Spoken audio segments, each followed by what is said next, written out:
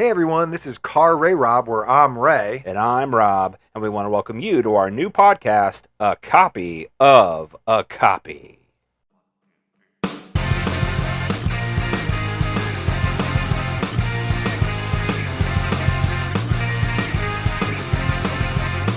A copy of a copy. A copy of a copy. A copy of a copy. A copy of a copy. A copy of a copy. A copy of a copy. A copy of a copy. A copy of a copy.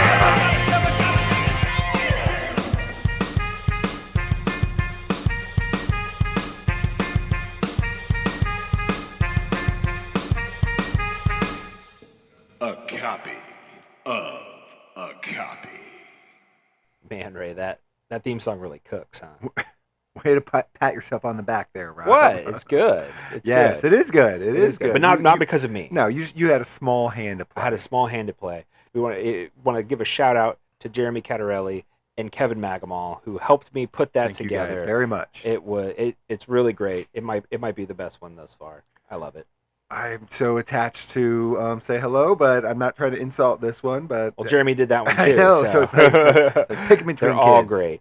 But as we have said, as the theme song so eloquently pointed out, this is a copy of a copy. Where we're gonna watch a remake. Yep. And the original. Yep. And kind of compare and contrast the two. Absolutely. It's a lot of fun here on Car RayRob with all of our various shows. With this episode 2 of A Copy of a Copy. I There can't it remember is. what show it is anymore. I want to remind everybody we are on the air every Monday of the year. Wow. Now, We're every committing Monday, to that. 52 episodes a year. You will have Car RayRob on your favorite podcast listening device. Don't miss an episode, and don't miss this episode where we are going to talk about drum roll. Drum roll. I had mentioned the theme song, Yes. which was very fortuitous, if you will, because we are going to be watching a musical. We are going to be watching the original and remake of Hairspray. Now I haven't seen either of these, which is okay. We're 2 episodes in a row, or you haven't Yes. seen either one. Yes, you got, but I'm very familiar with like the 2007 Hairspray. Yep. Yeah, okay. Yeah, I'm very familiar with, like, I remember it being around and I kind of know what it looks like. I just never really, I might have seen a piece here, a piece there, but I've never really watched Right. it. But it also is a great because it is a return to Car RayRob for John Waters. I don't know how great that is. I did not love what I was exposed to last year. Yes, but Hairspray is very much more different from traditional Pink from- Flamingos. yeah. Very different. From what I remember of Hairspray, it is not like Pink Flamingos at all, but we shall see if the differences are as stark as I remember. Well, I remember saying, I think in that episode, that this was a movie, Hairspray would be one that you would enjoy. Yeah. So I still stand by that, and I love the fact that we get to test that theory out. But the other great part about it is that the remake isn't just a typical remake. Uh-huh. It is a musical. And the original wasn't. The original was not. There's Okay. music in it because it's about a dance show, but it Uh-huh. is not a musical in the traditional sense, whereas the 2007 one is. That's what I kind of like about this copy of a copy show we're doing, is like there's lots of different reasons that people make remakes, and Exactly. being able to explore those is interesting. So on our first episode, we did like Invasion of the Body Snatchers. It was a very traditional, like, we're upgrading this material. It still fits the times. It's still poignant. Yep. Attempting to upgrade. And this one, it's different. Like they're going for a kind of a different genre. Yeah, I would say a different genre altogether, but there's similarities. Sure. Obviously the story is the same. In the original, the character, or I should say in the remake, the character that was originally played by Divine, who we all love, in the original, we all love, is actually played by John Travolta. Okay, yeah. Oh, yes, I remember. Yep. I remember this He in plays, the clips. Yep. Plays. The original is Ricki Lake, who plays the main character, Mhm. and then in the new one, it is Nikki Blonsky. Ricki and Nikki.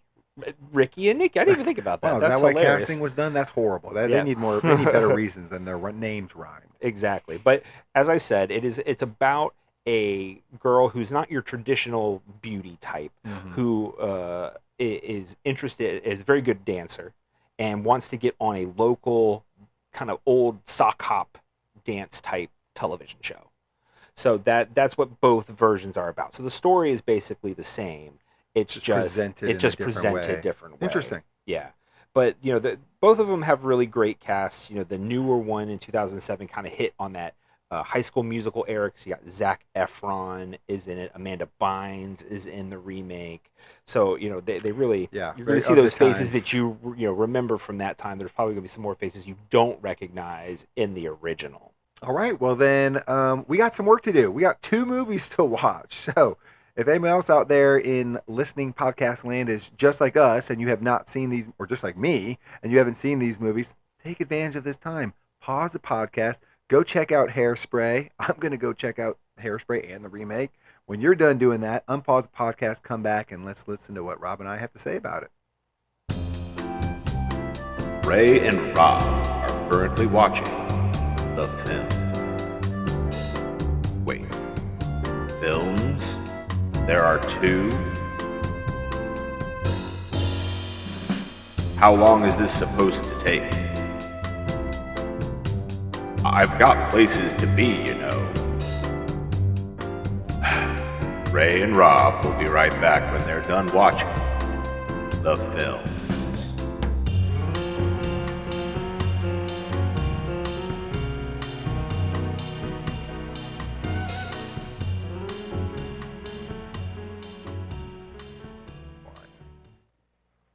All right, Rob, we are back. I watched a John Waters directed movie, and I haven't thrown up yet. That is a win. I don't care how you slice it. That is a win. I was able to stomach his movie. This is okay. I didn't know that was going to be possible, but one hurdle jumped. But I was right. I told you if there was one that you would like, it was going to be Hairspray. So here we are. Yes. I thought it was fine. That was fine. I didn't say I liked it. Oh, boy. Here we go. Here we go. No, I'm just kidding. But yeah, so anyway, we watched 2 movies. We watched Hairspray 1988. We watched Hairspray 2007. Correct. And kind of like I said in the before section, what I kind of find most fun about this concept that we're exploring with a copy of a copy is thinking about, like, why did they make these movies, like, a second time? Sure. Why did they have remakes happen? Yeah, why did they have, like, a 1988 version of Hairspray that everybody really likes, and then say, let's do it again? Yeah. And so this one, they did it again. They made it a musical, but tell me why. Why did they do it? Well, I mean, for me, having revisited the 2007 one, because it had actually been a minute since I had revisited this, probably since about the time it came out. I don't think I had watched it since. I would say, after the original I think just kind of lent itself to the musical structure, even though not being a musical. John Waters making a musical just doesn't make any sense to me. but this movie being a musical did make sense to me. So I would say that, and it's not an uncommon thing I find these days. It seems like a lot of movies like they're trying to shoehorn into Broadway shows into Broadway shows. I think they did it with Heathers, which is a great movie. Yeah, Back to the Future is big on Broadway now. I mean, I know Beetlejuice. There's a ton of them that they've just like kind of tried to make into musicals. And Spider-Man, obviously, infamously great.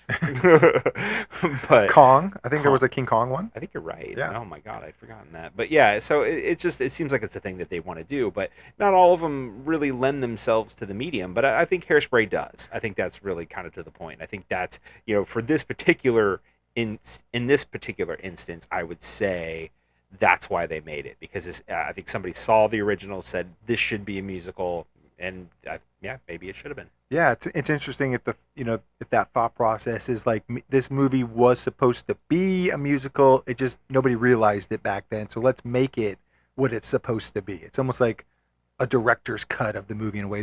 This director would never do that, right? But it's like but it's like adapting the movie to what it could have been, or maybe helping it reach its highest potential of itself. I'm not sure, but it does serve a purpose. So I think we kind of talked about last, like, cash grab or like real remake. I don't think I'd call this one a cash grab. No, I don't either. But I would say that there are probably a lot of them that they do this that it would be a cash grab. Yeah. You know what I mean? Like as you said earlier, Spider-Man. Yeah. I think that's clearly what that was. Yeah, like you said, I think this genuinely feels like when I watched the original first, and I was like, yeah, obviously knowing that 2007 was a musical, I'm like, yeah, this very clearly can be very easily made into a musical. The first one has a lot of musical spirit to it. It's just not like, because there's music throughout the whole movie. Right. It's just not sung, and there are Sure. dance numbers in the whole movie, but it's just not vocalized music where you're trying to like push the plot forward and Mhm. that kind of stuff through song.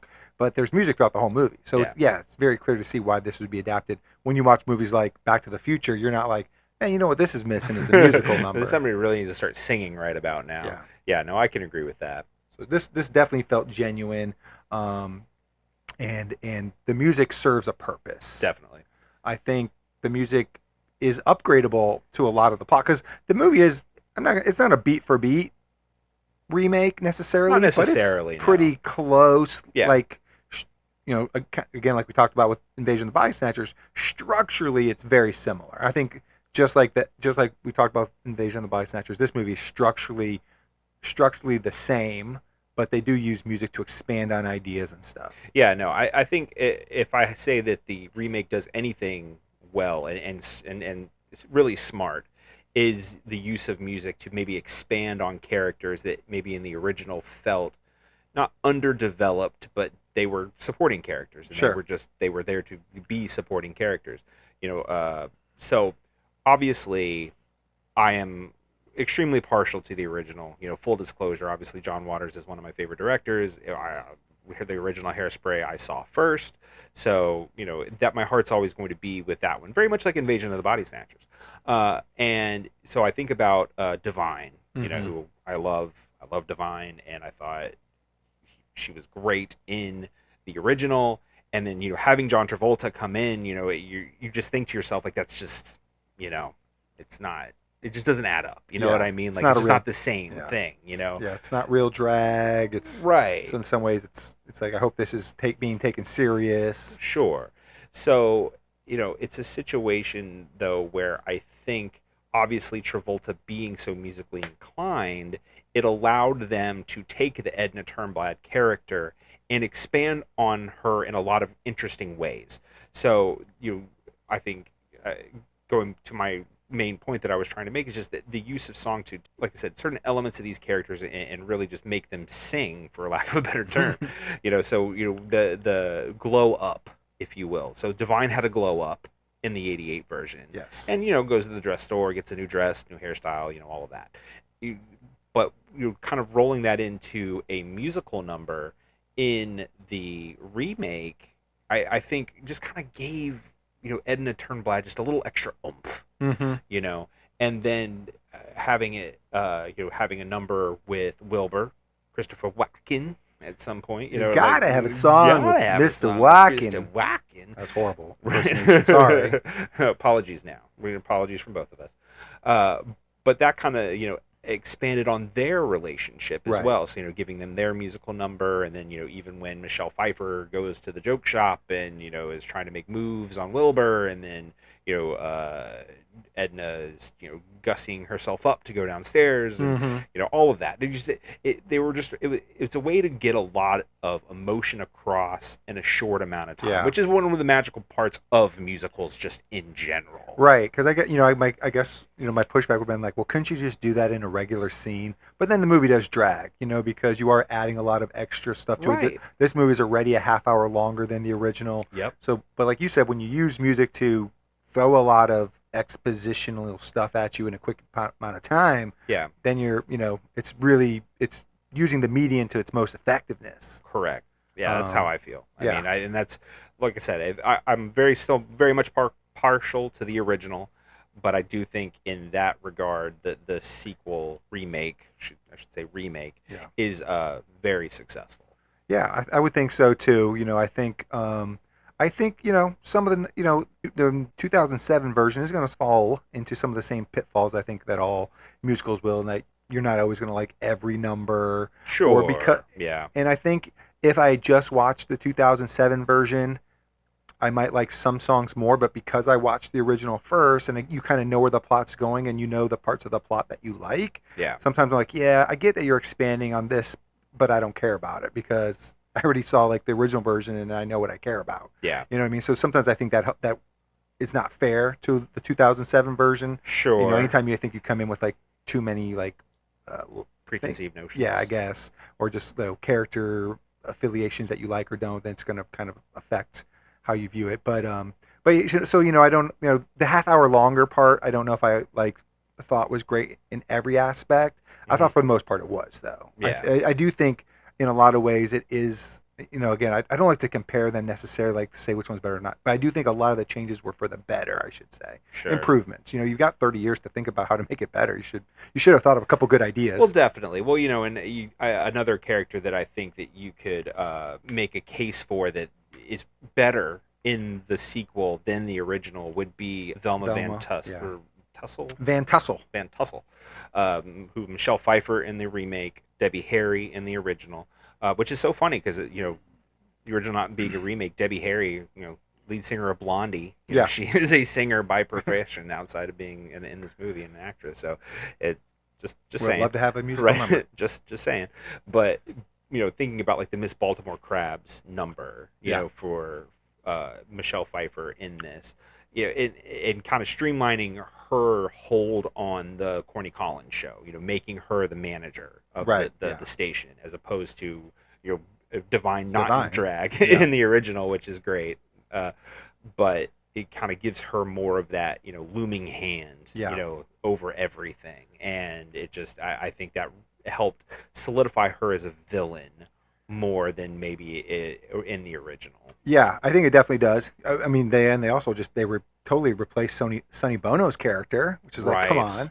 But I will say, I think Velma overtakes the main antagonist role almost to the point where I don't think I dislike Amber as much. That's fair. I really hated Amber in the original. Sure. But I think the mom kind of takes more of that spot, and Amber's more she's not likable, but I don't hate her like I hated her in the original. Yeah, and it is true. She does not feel as much of the antagonistic force in the musical. I can agree with that. Yeah. Even from the get-go, you're kind of in that opening number on the Corny Collins Show, and she gets kind of shoved out of the way by one of the other girls. She comes up to her later and is like, "Oh, don't ever do that to me again, or you'll be sorry," or whatever. And it's like you would think she'd be the one shoving people out of the way. You wouldn't even try that against the original version's Amber, because she would cut you with her nails. Or right. You wouldn't try her. Cut you, man. She'll cut her.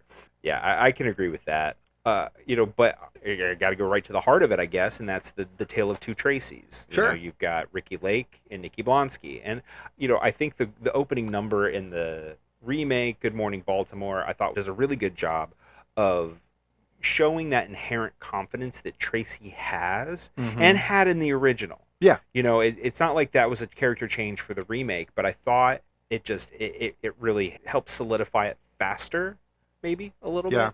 And that's one thing I like about the Tracy Turnblad character just in general, is it's not obviously you would think in a movie like this, you would think, okay, she's overweight as far as your idea of weight goes.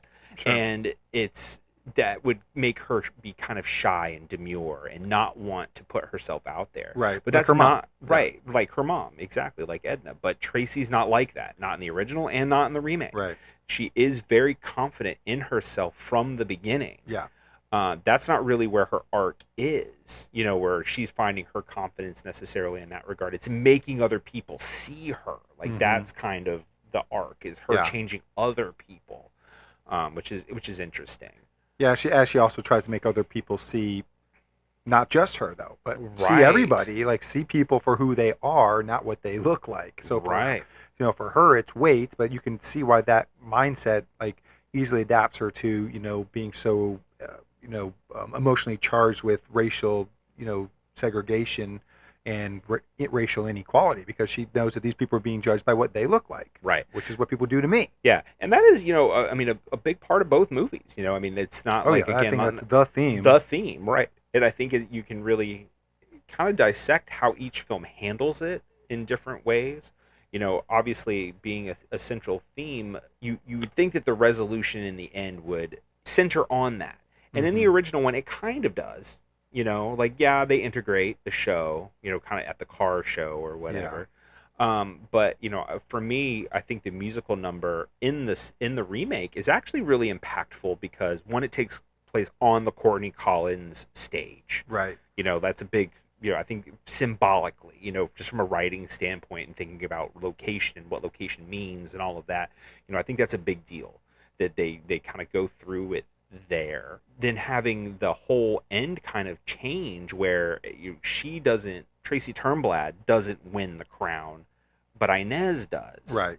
And kind of shift that from being like, okay, well, this isn't my win, and that's because this movie's about racial inequality, so that's not.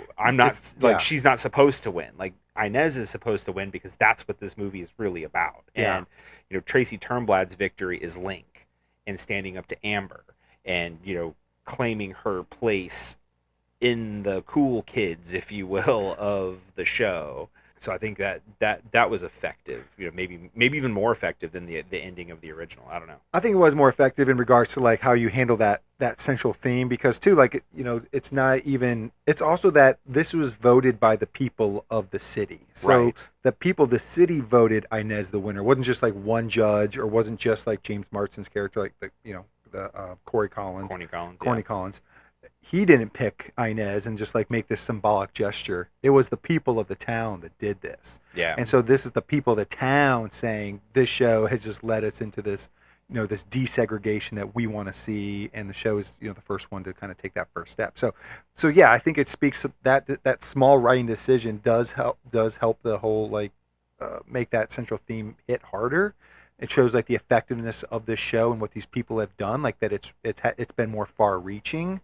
So that is really effective. And like you said, it's like Tracy isn't necessarily, like, yes, she wants racial equality, but like her arc isn't just to do that. Like, right. It was always kind of this thing with her versus Amber.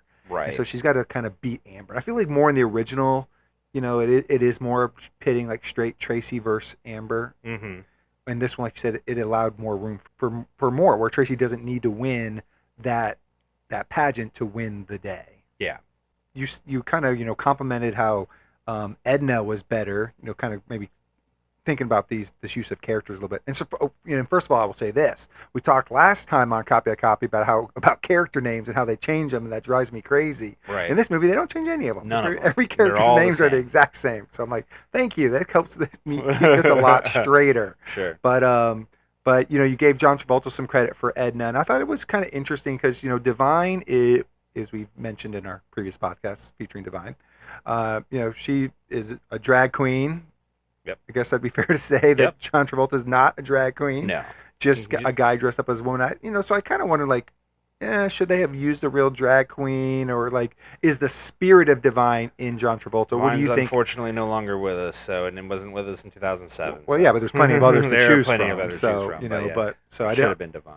I'm just kidding. Yeah, I don't know about that. She didn't look like she was in the best of shape when I saw her in Hairspray. Who knew dog poop had that many calories? Because she did gain some weight. That's probably fair. So, but what did you think? Did you think like the use of John Travolta kind of drag for pay was okay? I'm sure if argument to be made for and against him getting that role, he fit the role. He had the talent for the role. Sure. But you're right. I mean, there would obviously be many drag queens who would have just as much talent as John Travolta to play that role.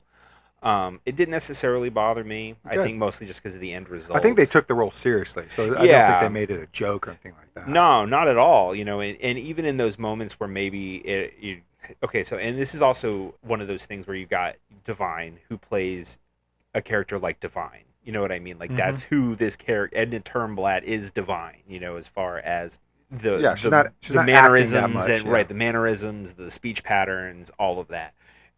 Clearly, John Travolta was cultivating Edna Turnblad as a character, and there are moments when you can even maybe believe that Edna Turnblad kind of goes into parody a little bit, but I think there is a love there that I think helps that not seem like he's making fun of Edna Turnblad. Yeah, I know what you're talking about, but I think the movie does that with every character, kind of like it's kind of it makes fun of itself a little bit. It makes fun of the times. Yeah. It's not parody, but in some ways it's like a parody of a 60s thing, So, like I said, I think it was respectful, in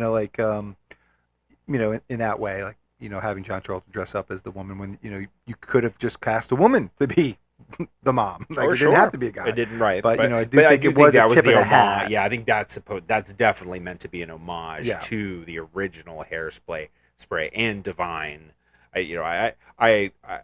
I will say, just because of the original being what it was, I would have had more of a problem personally casting just a woman as Edna Turnblad as opposed to having a male actor playing drag for that role, just because, again, of Divine. And I think that can maybe bring us to the next topic because, Hairspray is an adapted John Waters movie. So there Correct. has to be some John Waterness in the movie, or there doesn't? What do you think? I You're the fan. Yes, no, I absolutely do, but it is. I'm sure it's a difficult decision you're going to make when you're trying to do something like this because John Waters does not make movies that are, meant for a family. You could say that again. So when you're making a movie like this, where you're the Broadwayification of whatever property you're doing, you have to make those decisions of what can stay and what can go and what's going to be appropriate and what's not. And obviously, there is a grittiness to the 1988 Hairspray that the 2007 doesn't have. Doesn't want to touch. It's a clean movie from Yeah. the very beginning. The production design, the way it's shot, the way it looks, like everything. Yeah. And John Waters is going to push the boundaries a little bit, and he's going to give that grime that John Waters is so famous for. And you can think about different scenes that kind of play it up compared to others. I think about the Prudy character from the original. Who? Prudence. It's Penny's mom? Penny. Thank you. When she's going into the the bad neighborhood, and it's every black person she sees scares her, Right, and right. it's like but there's like a griminess to the area. Yeah. But it's funny because John Waters is kind of playing that up again, kind of as parody of like, oh, the scary people, Yeah. But they're all being they're all kind of like being okay, They're just nice. laughing. They're just kind of laughing at her Yeah. and like, what are you doing? Like, I don't You're understand. A psycho. Right. So Well, Queen Latifah has a really good line in this remake where she says, "We're in more danger when we walk down your streets than Right. you are ours." Exactly. So that's exactly what I mean. So you'd like take a scene like that John Waters would do, where Yeah. he's gonna kind of like be in your face and kind of push the boundaries a little bit, and then you're gonna Show you how stupid you are. right, and then you're gonna do this in the original, this in the remake in the Broadway form, where it's like you say that line instead. Yeah. You know Yeah. what I mean? Instead of showing it like that, you more have those lines, and even some of the stuff with Link, because like when he gets invited to go to the record shop stuff, and he's like, "Is it safe to go in that part Right. of town?" And it's like, so you have those kinds of things as opposed to, like I said, John Waters kind of showing it. But and then you've still got, but there's still plenty of innuendo.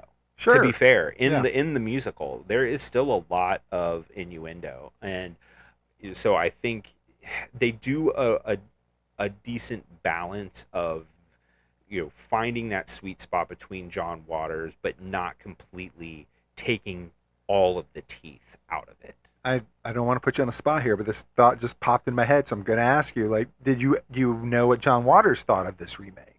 He was involved. Was it? I think he was a producer. 'Cause, yeah, I was. Or something, or maybe not. I know that I was expecting a cameo, and really, yeah. the only cameo I know is Jerry Stiller, which good use of cameo. He was Right. Tracy's father in the original. He's Mr. Pinky. Yeah. Is it, in this Well, one? I mean, no, John Waters has a cameo in it. he's the Flasher in the beginning when Tracy's walking down the street and the Flasher who Oh. lives next door and Nope, opens up totally- his trench coat. Nope, didn't see You it. remember I that? must have been writing a note or something. Yeah, no, I that was totally John missed it. Waters. Darn it, I Yeah. missed it. So John Totally Waters, didn't see it. Yeah, John Waters was in there. Okay. So yeah, I mean, so he did give support to the movie. Oh yeah, at least in some respect. absolutely, 100%. Yeah, and I think that John Waters would be one to kind of say what I was saying. Like that if this is going to go to Broadway, it's going to. I'm not going to say it has to fit in a box because I despise that, but Sure. it's going to have a feel to it, and I'm sure there was a love of the original which led to this. Yeah, in the it in the feels first like place, and I think you can definitely feel that throughout. So I'm sure they did not want to again kind of drain all of the the John Waters out of the musical, so they just had to find that sweet spot. One thing I thought was thinking, throughout this movie, both of these really is, both of these movies, John Waters with the original, Adam Shankman with the new one, they're two white guys making this movie about racial inequality. Yeah. And it's funny because there is some cringe at times. Yeah. With the on the quest to find racial equality. Yeah, no, and I think that might be intentional in a certain regard. I remember like in the '88 version when Tracy and Link are making out in the alleyway when she kicks the rats away from her, which is really funny. It's a mood killer. Right. You would think. They start. Oh, I wish I were black or something like that. And she's like, our souls are black. Like, even if our Link skin said, is white, or our souls are black. And I'm just like, oh boy, like that might, I don't know. That seems a bit disrespectful in a way. Like, I get your heart's in the right place, but like I think, and it's so. And even in the second or in the remake, the musical, when Tracy comes to the Motormouth Maybell's record shop and she's like, oh, this is Afro-tastic. Right. And even like in the way that Queen Latifah kind of responds to her in that moment it's funny. Like you can tell she's kind of like, okay, white girl, what? But it's like some kind of cringe nature of maybe white racial activism, and it's kind of like where there's genuineness genuineness to it. Exactly. Like, it's not trying to say like, oh, this is bad and you shouldn't do this, but there is a certain comedic level to it because they balance it out. So like, when Tracy joins the protest, which isn't in the original, like really, like she walks outside when they won't let Inez in and they just kind of like sit on the ground or whatever. In this one, there's like a full on protest march, which was smart, to kind of, for what to use to get make her have to go on the run. When she assaults, quote she unquote, assaults the cop. All the black people get arrested, and she gets away. Right. But it's still like, again, like, but her father bails everybody out, so that's good. Right. And it's but so there is a more serious moment to it, I mean, like, because that's such a powerful scene, like, Queen Latifah and everybody kind of marching down the street, and she's got her song. It's a great number, and so it's taking it seriously, and again, like, giving Tracy the benefit of the doubt, but I do think at times they kind of, like I said, kind of poke fun a little bit at it. Yeah, it's almost like you're saying, like, yes, we know you're trying to be helpful, but sometimes you're just not. So right. Well, it's not even necessarily to be helpful or not helpful. It's just you don't have to say that. Like, that's fine. Like, you don't have to say that. Like, that's a bit cringy. Yeah, we didn't have to go there, but we did. Right. I think another thing that the movie plays into is that Penny Seaweed kind of love story. Sure. I think it's good in both. It's very similar. Like, I don't know if there didn't really need to be expanded on much. Yeah. I think the first one. I do think that's something, though, kind of touching back on what we were talking about earlier about song. I do think they were able to kind of maybe even expand on that a little bit. Through some of the songs. Giving them kind of moments together within certain musical numbers that kind of maybe felt like their relationship was more filled out, more real, than maybe it was in '88. I think so. But I think again, like structurally it kind of plays out very similar. But there's just a little bit more screen time with them where you get to see it maybe just happen a little bit slower, so it just feels like it's it's more earned and stuff. But Amanda Bynes is tall. I mean, she's too tall for him. I keep thinking. I don't know. It's just turned into a grandma. Tall. Yeah, but she doesn't really dance or anything. Like, she kind of dances a little bit in the end, but like they put her in a dress where she can hardly move. Yeah, I know. And you're like, is it because you can't dance? So they're like, well, we're going to put you in this dress, and it's going to cover up the fact that you can't. Yeah, because I think didn't Penny in the original like try out? Yeah. But Penny in this doesn't. I think she just supports and watches. Yeah, she just watches. Her mom, though, I really think her mom deserved a little bit more comeuppance for being such an evil character. Right. Just like, just one of those people that's just so lost in time and can't come into the 60s. Yeah. As the song asks you to. to. But I'd like to see her get a little more comeuppance, but that doesn't happen. No, yeah, and Allison Janney's great. Obviously it's I always enjoy. This is like peak West Wing time too, or maybe West Wing was over by then, but she was. That's where I remember her from, and always will. For sure, but she's so great in whatever she's in. Yeah, So she is. I thought she definitely brought something special to the Prudy character. It is funny because, like, in some regards, I want to say I feel like she had less screen time than the original actress did in '88. But then I don't know, because I'm there's some not extra sure. added scenes, because you're like the one in the bunker and stuff Yeah. like that. So I don't know. Maybe they are about even. I kind of thought the same thing about Zac Efron, where I was like, you thought like they would expand upon Link a lot more, Mm-hmm. and I don't know if they expand on him a lot more. Maybe some, like structurally it's different because like the kids in the 2007 version, like they're allowed to sing, like where in the '88 version they strictly just dance, Right. and so like you just literally are voting by people based on how they look or whatever. Sure. But so he gets a little bit more time where he gets to sing some songs, and like because he's actually being like potentially recruited to become a singer. Right. Like he has more at stake. Right.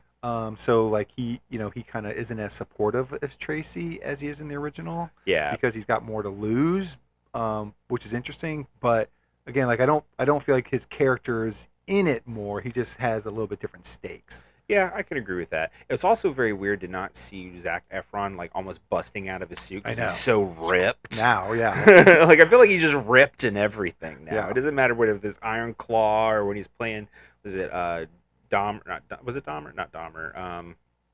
The serial killer. I know it. I'm trying to think who it was. It wasn't Bundy, Dahmer. Ted Bundy. Yeah, It's Ted Bundy. And he's like ripped in everything Yeah. now. I'm just like, it's like he just gets paid to work out. Once you get jacked, you never go back. Once you get jacked, you never go back. Exactly. Yeah. And that's where maybe like I'm like, well, Zac Efron should have a bigger role, but maybe 2007 Efron yeah. didn't or shouldn't have got a bigger role. I don't know. But the movie's I never not watched about High School him. Musical. I mean, he's No, the, it isn't. even with Tracy, kind of like her relationship with him is part of her arc and her win in the end. It's still not about him. No, but So- it helps keep it feeling less superficial. Sure. Where it's like, does she just like him because he's a pretty face? Definitely. But so I think letting him get fleshed out a little bit more helps. Mm-hmm. But yeah. Did you happen to notice? You talked about him being scouted to be a singer. Did you happen to notice the cameo though in the agents that came to see him? No. Miss Ricki Lake Oh, was she? was one of the agents who were at the final show to see him. I would have recognized her. I must have been taking a note again. Yep, she was one of the. The problem with this podcast is we write so many notes and then I miss stuff. Pay attention to the movie, Ray. Well, Put I your can't. phone down. I have to be able to talk about it. So there was quite a few cameos. I thought I literally wrote down Jerry Stiller was the only cameo. I'm shocked here, and that's just not accurate. Oh no, yeah, there were a lot of them. The director is one of the other agents. The lyricist. That's him is, giving himself some screen time is not a cameo. That's just like that's horrible. That's just malpractice. Well, John Waters was in the original. Yeah, but he does act in his movies, and he like makes them And himself. he's He's allowed to. Yeah, He's a genius. That's different. Well, obviously, the point of this podcast isn't to say like, "Oh, well, did you not like it?" Yeah. Yada yada yada. But it does, and it kind of comes out, through our conversation a little bit more. But because this is episode 2, and another episode where you had not seen either one of these movies Nope. going into it, I'm just gonna ask, Ray, did you like one, both? Which one did you like more? Well, I know that you said you liked the original more. I do. You saw it Special place in my first. heart. You're a John Waters fan, and I Big John definitely, Waters fan. I definitely feel like I did watch the original first. How I just, watched them this, leading up to this. So I see the bones there. So I'll have a lot of respect for that. I do think, I guess the 2007 one is that cleaner version where like some of the storylines do feel a bit more fleshed out. Mhm. They just seem like they wrote a build upon it. It feels like the movie that gets another draft, and like, supposedly every time you write a draft, the movie's supposed to get better and better and better, right? Like you're supposed to, yeah, you're supposed to have better ideas when you're, yeah. Well, I kind of feel like that did happen here, like where they're able to flesh out, the ending a little bit better. They kind of get it to encompass more people, and just kind of everything feels a little bit more fulfilled. Maybe the movie should have always been a musical. Maybe, its bones were a musical, and so being able to turn it into what it is like letting the cocoon, letting the butterfly, letting the caterpillar out of its cocoon, Wow. and let it turn into a musical. I don't know. But so I guess I would say like I did think the 2007 version was a little bit better, but you not still by liked much. the 88 version. Yes, I think they're both fine. I'd rank them both like a 7. Oh. I think they're fine. You know, Okay. I don't know if I'm gonna would ever necessarily go back to them per se. I don't know if they move me in that way, but yeah, I didn't not enjoy them. You know, I did not enjoy the first John Waters experience I went into, but I was able to watch this one, get through it, and have a very pleasant experience. Well, there you go. Yeah. Yeah. Well, like you said, I enjoy the original because, again, of my love of John Waters. But you're right. I did come back to this 2007 one, and I had not seen it in a long time, and I appreciated it more than I even did then, or just reminded myself that I enjoyed it then. I guess it does make me think, though, as you're making me do this word vomit a little bit about it. I guess I would say if I rank them both, pink flamingos. No. If I rank them both a 7, just say it, Ray. If I rank them both the same, relatively the same, do I wonder if that means should this new one have been made? And I don't know. I guess it's different, so maybe it hits a different audience because it is a musical. It does change genre. Mm-hmm. But if you're not making the old one massively better, then why do it? Sure. I mean, I can understand that point. I don't know if I necessarily agree, though, because I get it. It naturally makes sense, unless you're improving on something, then what's the point? Right. But but maybe switching genres hits a different audience. It exposes the content to different groups. The musical, and I'm not going to say that it doesn't necessarily improve on the John Waters version. That doesn't mean that I don't love that one more. Mm-hmm. Because I think that there's something to be said for about a movie that you love and that you can, say, okay, well, maybe this one, like you said, is a little tighter, it's a little cleaner, it gets maybe some of those emotional beats to hit heavier. Mm-hmm. So in the end, I'm still going to come out saying I like 88 more, but I can honestly say that there are things that, 2007 maybe does do better. Sure. So I wouldn't say that it shouldn't have been made. In fact, I would, compared to some of the other movies that have been made into musicals, I think this one was one of the winners. All right, Rob, we have to wrap up this conversation on Hairsprays. We got to go. I left the iron on. And your arm? I left the iron on. And so just because we got to go doesn't mean the audience has to go. They've got some things to do. They have to like the podcast. They have to subscribe to the podcast. They got to leave us a 5-star review, because if they do, we're going to read it live on air someday. They can email us if they want to talk to us at carrayrob@gmail.com. We're always around, and they can reach out to us on Blue Sky at Car RayRob. Absolutely.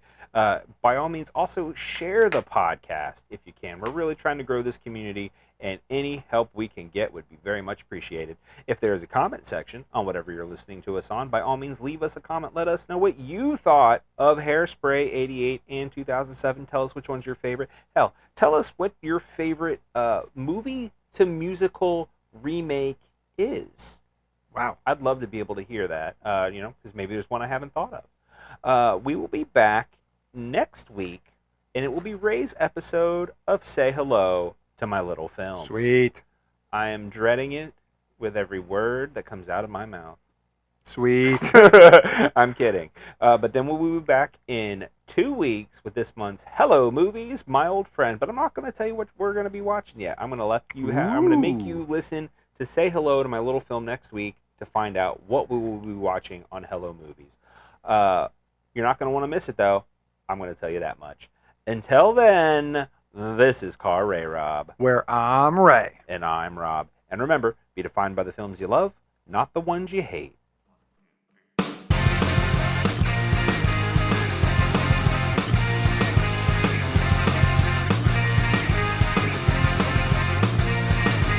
copy of a copy. A copy of a copy. A copy of a copy. A copy of a copy. A copy of a copy. A copy of a copy. A copy of a copy. A copy of a copy.